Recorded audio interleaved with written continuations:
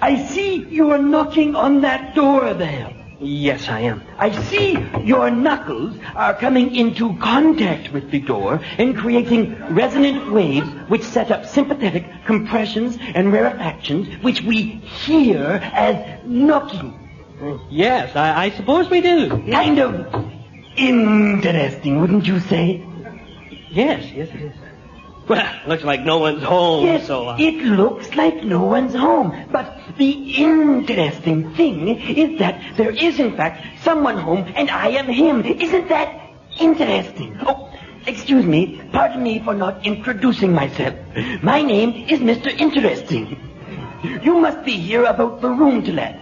May I assume that you're responding to my advertisement in the paper? Well, no, it was it was the ad in the laundromat. No, it was the note in the bus depot? No, it was the one stuck under the table in the College of Surgeons cafeteria. Ah, that was the interesting one.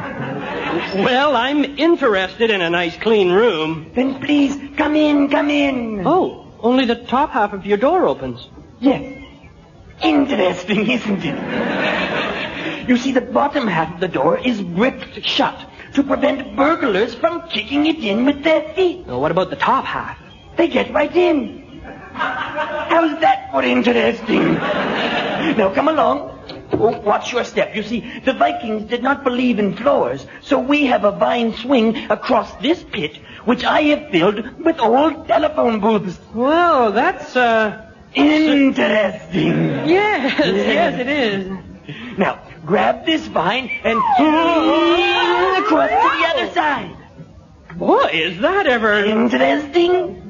Do you have to say interesting after everything? No. Oh, good. And yet I do. Isn't that interesting? Now, step with me into this airstream, and we'll be lifted up to the second floor.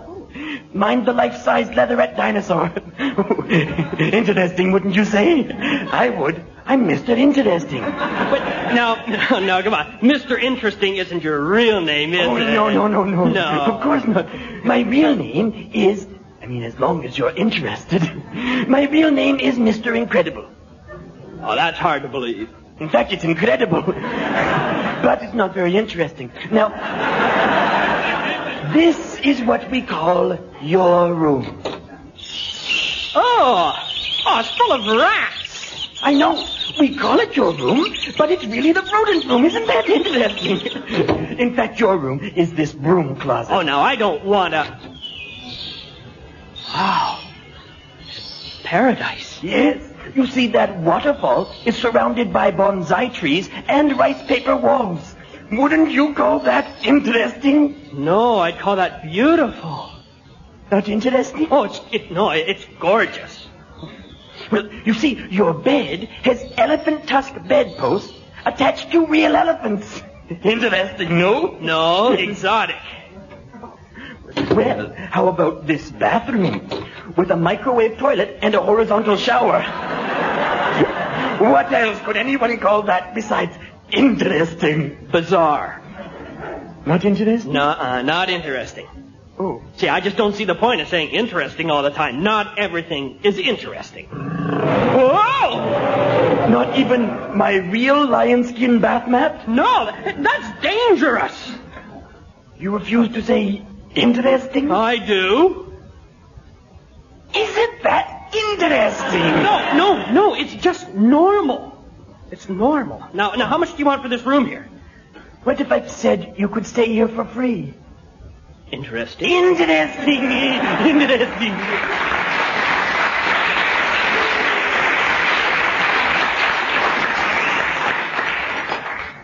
I object to all the sex in our society.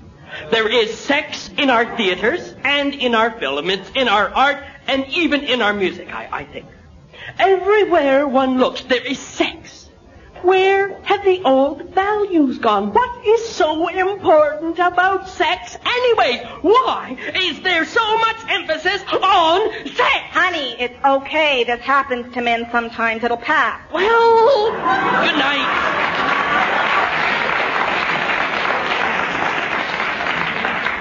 Hello,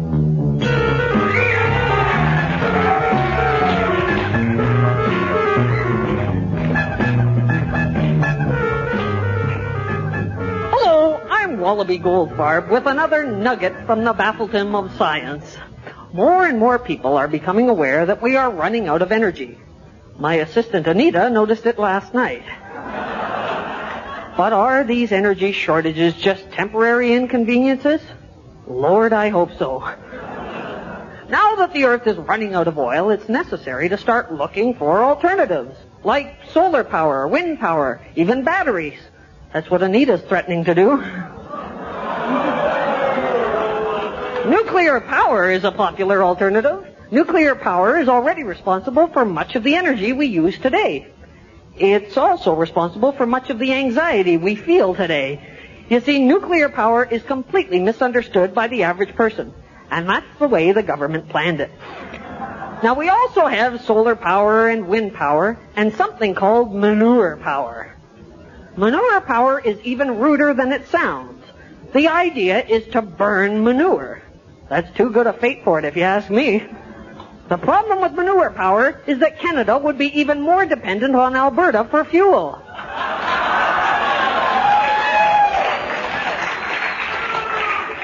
Tide power is very promising. Tide power is produced by the movement of the moon, similar to Anita in short shorts. The major drawback to all these forms of power is what do we do when we run out of sunlight, wind, or the moon? Well, that's why I think manure power is the only real answer. I mean, if you think about it for a second, with manure power, only weird people would hoard the fuel. The gas stations could all switch to self-serve, and you could catch people who are siphoning your gas by their breath, you know. Whew. On the other hand, if there's ever an energy glut, we'd be up Manure Creek without a generator. Woo!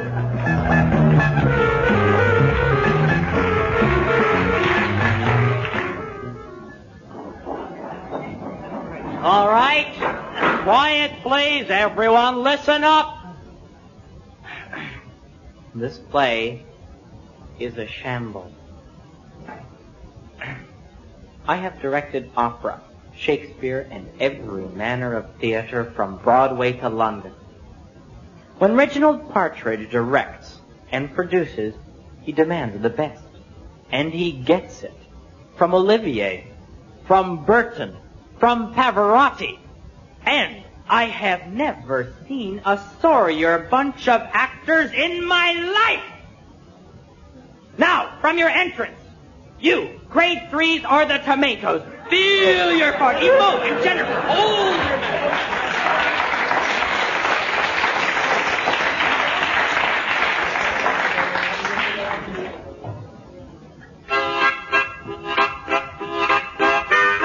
Thank you, Renee, for all of your help. You've made our fair province a wreck. Oh, thank you, Renee, for all of your help. The head offices are fleeing Quebec.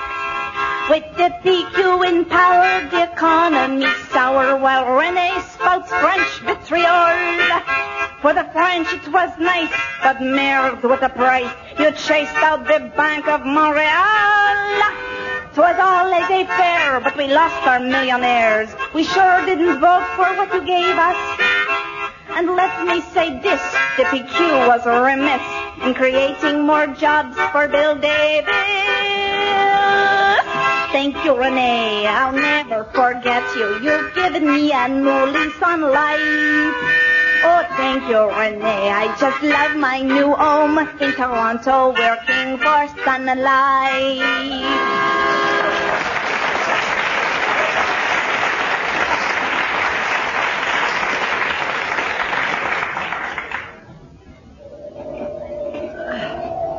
Almost to the peak. Oh, careful. Careful, boy. It's a long way to fall. Hello. Whoa! Ah! Oh, jeez, you scared me. Oh, I almost fell off the mountain. Forgive me. When one lives on the mountain, one learns to scurry like the goat, as silent as a cloud. Well, then I'm here. You're the wise man of the mountain. Is that who you seek? Yes. I've come many miles from Canada to Tibet to learn from you. Are you strong? I will endure any trial. Are you patient? I have searched for a lifetime. Do you have $50? What? 50 up front. All I have is my Visa card, I think. Here, give it to me. Oh. Any ID? My passport? Is that all? Okay. Just a second. Yes. Hello. Credit check on 438020394. Oh, fine. Peace, joy, and bliss. Yeah, same to you. Here is your card back. Thanks. I didn't really expect the wise man of the mountain to accept credit cards. You have learned something already. Oh, I suppose I have. Because knowledge travels out and lifts us up as the waves of sound travel upward. The sound doesn't travel up. The sound travels out in all directions. Gravity has nothing to do with it. Oh, Mr. College, pardon me for living. I'm sorry. Are you thirsty? Yes, I'm very thirsty. I haven't had a drink since the Sherpa left me 2 or 3 days ago. The mind cannot be sated when the body yet thirsts. Drink from this wineskin. Oh, thank you. Oh, that was good. $2. A deuce for one swig? How can you learn from the master when you question his every word? Fine, here's my credit card. Now, you shall stay at my side until you understand me as fully as I understand myself. Then you shall know it is time to go. I understand. Or until your credit runs out. Right. Come, sit beside me. What is your name? Doug. Doug. Doug. Doug is a good name. My name is Doug. Is it? Yes. Oh. Now, I will tell you, Doug, the most important thing I have learned. All people are bad. All people just want to hurt you. All people are stinky grubs. Gee, I know lots of nice people. You are young, Doug. Let me tell you a story. Oh, okay. When I was young, I lived in society. Mm-hmm. But no one liked me. People voted me in the head. I kept on getting fired from jobs, and they said it was because I was incompetent, came late. Everyone is evil.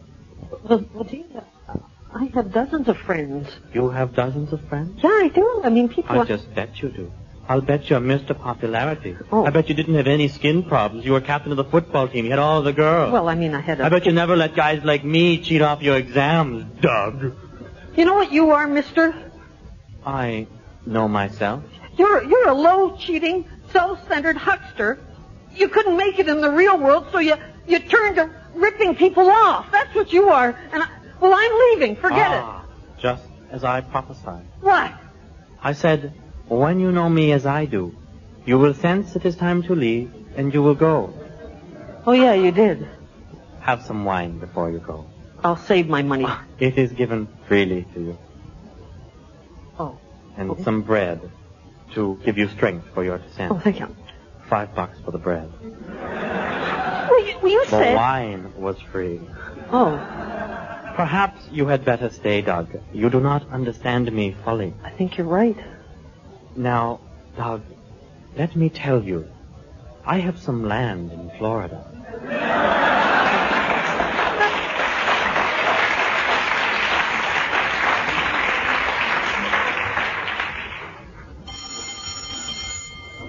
Okay, settle down. Good morning, students.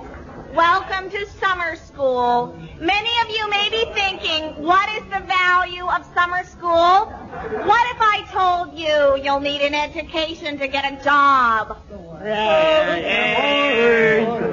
what if I told you you'll need an education to survive in today's complicated world? I'm shaking. Okay, what if I told you you'll need an education to always win at Trivial Pursuit?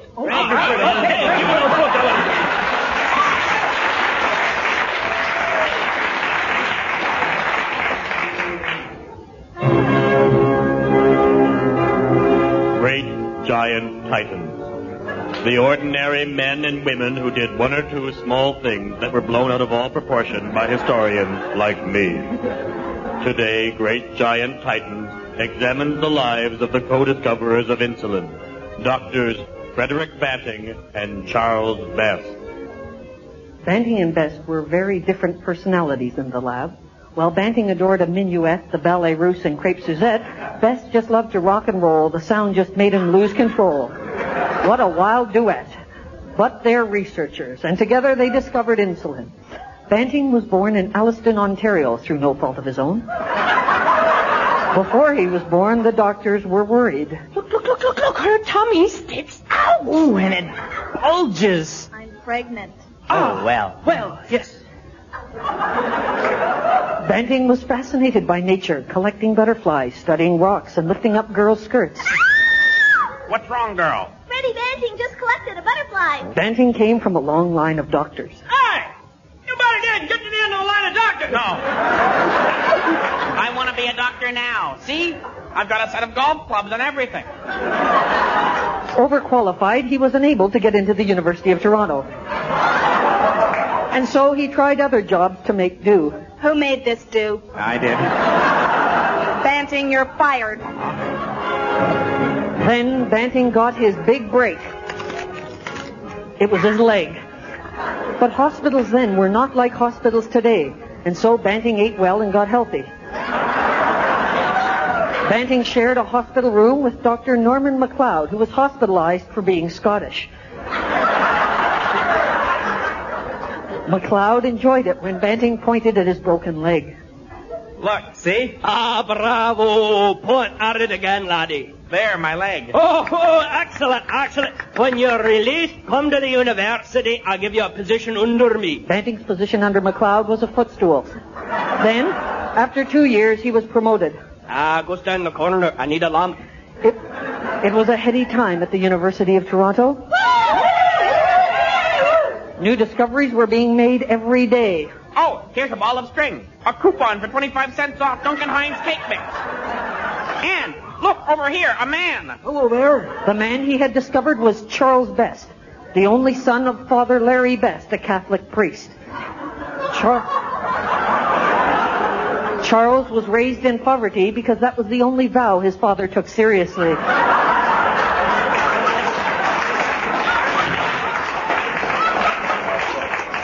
Naturally, Best was deeply religious. Dear God, give me lots of money and things to own. I mean it. Banting and Best began their work in Dr. MacLeod's laboratory. How come this dog has diabetes and you and I don't? Well, it's all hairy. And it walks on 4 legs. And it jumps on people's laps and licks their faces. And we don't. Well, you do. Well, yeah, well. Banting and Best realized they were in a dramatic race against time because they liked to quit each day at 3. That dog we gave insulin to is still fine. Then that can only mean one thing. 3 o'clock, quitting time. We'll pick up after the long weekend. The following Tuesday dawned bright and clear, a day of hope, of promise, perfect for fishing. Banting, maybe insulin cures... Shh, you're scaring the fish. The next day, back at the lab, they realized they were closing in on the answer. Here, answer. Come on, answer. Here, answer. That darn dog is still here. Strange. I keep giving it insulin, but that won't get rid of it. That's it. Insulin aids in the treatment of diabetes. What's diabetes? We've discovered a miracle. We'll be famous. We'll win the Nobel Prize. No. Dr. MacLeod and I will. That's it. The Scotsman dies. But Banting talked Best out of offing the Scot by giving him half of the Nobel Prize money. The scientific world was flabbergasted by the... And so Banting and Best, 2 Canadians who saved lives, made a major discovery right here in Canada, revolutionized medicine, and had to go to Sweden to get any prize money for it.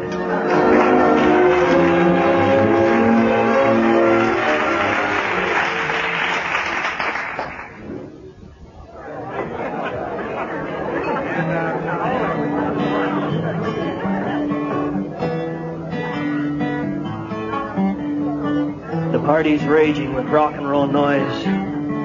I keep my cool and hold on to my poise.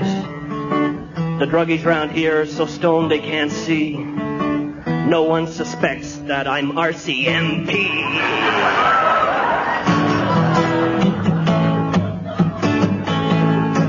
I know all their lingo, I wait like a vulture.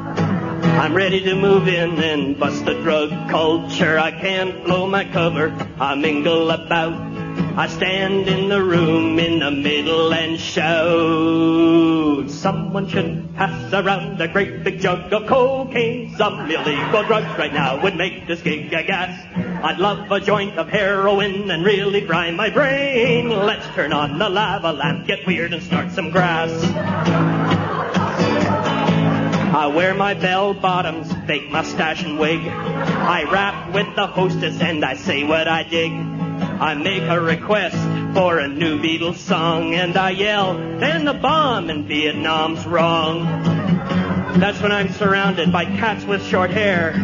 I wonder if there are more Mounties who are there. They beat me up bad.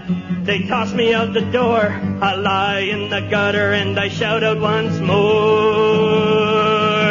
Some pass around a great big jug of cocaine. Some illegal drugs right now would make this gig a gas. I'd love a joint of heroin and really fry my brain. Let's turn on the lava lamp, get weird and start some grass.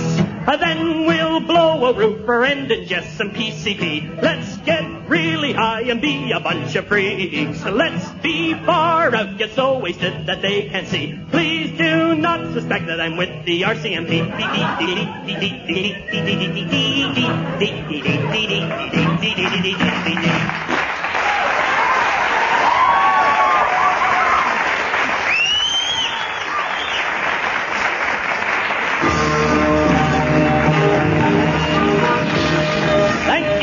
Ladies and gentlemen, you have been écouting to Frantic Times. Conceived, written, and performed by the Frantic, Paul Chettle, Dan Redican, Rick Green, and Peter Wildman, with special guest Meg Ruffman. Sound effects by Kathy Perry. Technical production by Brian Dawes and Mike Furness. Production assistant was Deborah Toppin and was produced by David Milligan. Here in the beautiful Blue Orchid Room in the Ontario College of Art. Drop us a letter sometime, folks. Tell us how much you hate the show. Good night, everybody.